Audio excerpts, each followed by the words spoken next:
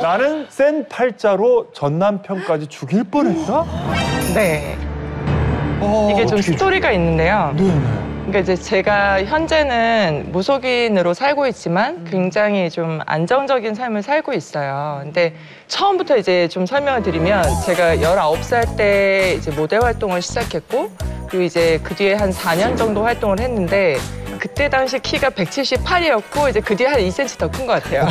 근데 그래서 막 처음 시작하자마자 신인인데도 굉장히 좀 큰 쇼에 그 키 때문에 되게 많이 불려가고 좀 승승장구하고 이제 지냈다가 어느 날 갑자기 제가 좀 약간 좀 정신착란이 왔나 할 정도로 다른 사람은 보이지 않는 게 자꾸 제 눈에 보이고 들리지 않는 그러니까 이제 뭐 예를 들자면 저희가 이제 쇼하기 전에 리허설을 하는데 리허설을 하고 나서 이제 본쇼를 하거든요. 근데 리허설 때 스태프들이 있잖아요. 근데 그 스태프분들의 모습이 있다 없다 있다 없다 이렇게 되는 거예요.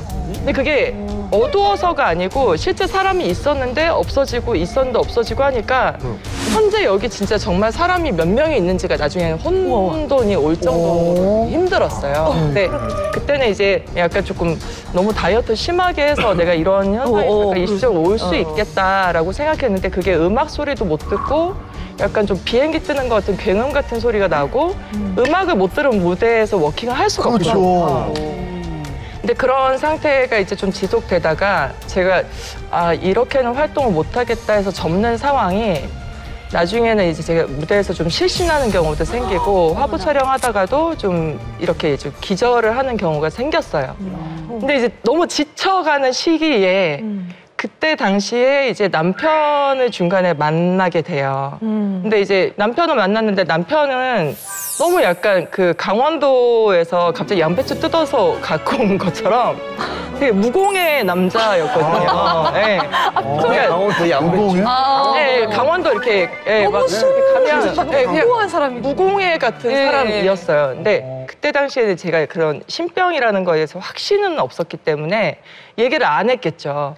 왜 연애할 때는 예쁜 모습만 보이고 싶고 좋은 얘기만 하고 싶은데 그런 얘기 안 하게 되잖아요. 근데 이제 그게 약간 이제 또 다시 이제 약간 그 폭풍이 시작한 게 신혼 한 1년 차가 넘어가면서 남편이 이제 회식이 좀 잦아졌는데 어느 날 저한테 그러는 거예요.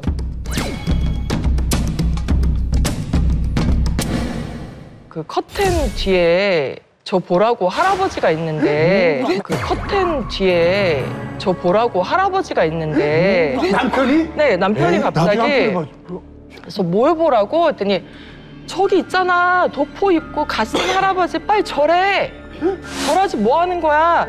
남자들이 보통 흔하게 그냥 술 마시면 하는 이야기들이 있는데 이게 범상치 않은 거예요. 그래서 이게 무슨 현상이지? 이게 왜 이런 현상이 있는 거지? 그때 너무 당황해서 생각 못 했는데 자꾸 시간이 가면서 그런 이제 남편의 약간 말문 터졌다고 하죠. 말문 터진 것 같은 그런 비현실적인 이야기들이 막 자꾸 터져 나오니까 어느 순간 제가 너무 가슴이 덜컥 내려앉는 거예요.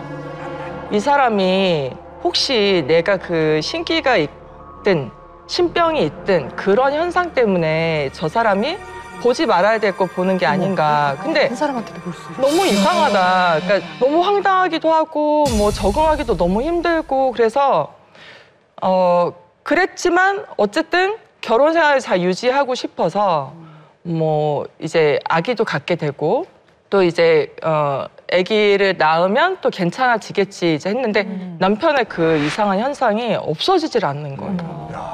네, 없어지지 않고 점점 심해지고 심지어 자기가 말한 걸 술을 마시지 않았을 때도 무슨 말을 해놓고 기억을 못하고 근데 그게 되게 심오한 말들. 야, 뭐 내일 뭐 무슨 일이 있을 건데 너 뭐 다음 주에 뭐 내가 어떻게 뭐 아플 것 같아. 아니면 뭐 내 친구가 어떻게 될 것 같아. 내지는 뭐 너 왜 뭐 이렇게 뭐 살림을 할 때 뭐 이렇게 해야지. 근데 이게 약간 며느리한테 하듯이 시아버지가 얘기하는 그런 톤.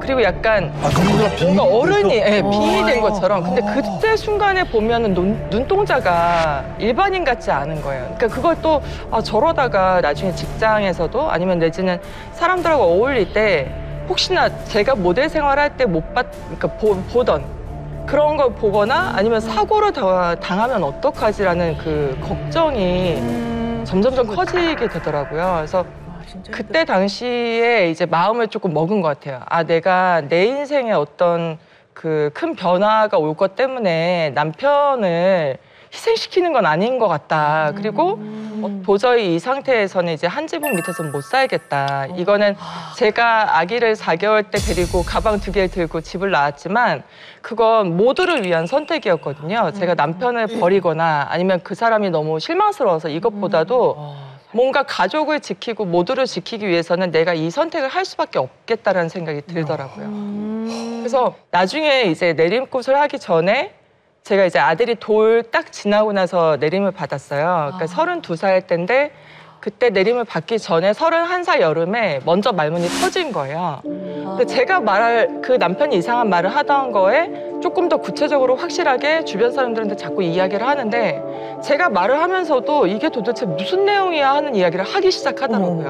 근데 제가 이야기를 했고 어떤 알 수 없는 말을 했는데 사람들이 자꾸 저를 찾아오니까 저는 그때 신당도 아무것도 없었을 때인데 이제는 때가 됐나 보다라고 이제 느끼게 된 시점이 그쯤이었던 것 같아요. 그래서 제가 정말 어떻게 지금 지나고 보면 저한테 아들이 없었으면 사람은 힘든 순간에 되게 좀 옳지 않은 결정을 할 때가 많잖아요. 뭐 자기 인생을 포기하려고 한다든지 아니면 좀 더 앞으로 가보려고 하는 용기를 못 갖는다든지 이제 그런 상황이 많이 오는데 그때 당시부터 이제까지 저를 좀 단단하게 중심을 잡고 살 수 있게 한 원동력이 저희 아들인 것 같아요. 아이고 맞아. 네, 그래서 그때 이제 돌쟁이였던 저희 아들이 이제 올해 그러니까 현재 대학을 다니고 있고 올해 군대 가려고 캐나다에서 올 거거든요. 네, 벌써 이제 20살이 돼서 그 아들 덕분에 여기까지 올 수 있었던 것 같아요. 그럼 그 이후에 남편분은 그런 증상이 그러니까 헤어지신 거예요, 그 당시에 그러면? 네, 헤어지고 나서도 그러니까 제가 이제 신내림을 받고 나서 바로 이렇게 시댁하고 연을 끊거나 남편하고 연을 끊은 거 아니에요. 실제로 저희 아이가 이제 12살 때 유학을 갔는데 그 이전까지 항상 이렇게 좀 계절이 바뀔 때 같이 여행도 가고 별거 10년 만에 이혼을 했거든요. 근데 서류 정리 안 하고 그래서 그 뒤에 이제 남편하고도 그렇게 잘 지냈었고 실제로 제가 이제 무속인이 된 이후에 남편이 어떤 법인 단체 회장 선거를 한 번 한 적이 있어요. 근데 2번 회장을 연임을 했는데 그때 당시에 제가 도와준 적도 있거든요. 어떻게요? 된다 안 된다. 구술을 했죠. 구술을 했죠. 아니 어느 날 전화가 온 거예요. 자기가 이제 그 모모 협회에서 지금 이제 이렇게 있다가 이사로 있다가 회장 선거를 한대요. 근데 상대편 후보가 몇 억을 가지고 나오는데 자기 선거 자금이 한 몇 천밖에 없어서 해보다가 너무 힘들어서 연락을 했다. 그래서 그래 그럼 굿해야 되겠는데 했더니 그럼 뭐 어떻게 해야 되냐. 그래서 입금해야지 그랬죠. 근데 이제 뭐 가족이니까 애기 아빠니까 내가 한 20% 할인해 줄게 해가지고 할인해서도 돈 받았죠. 돈 받고 구술했죠. 그래서 이제 실제로 선거 유세를 안 한 지역에서 한 40몇 표가 나와가지고 극적인 차이로 이겼거든요. 이거 지금 많은 분들이 전화하시고. 네. 네, 그래서 그렇게 됐고 그 뒤에 이제 약간 매니아처럼 힘들 때마다 연락하고 문자 이렇게 오고 하더라고요. 아직까지 구독과 좋아요 안 누르셨어요? 지금 당장 눌러주세요.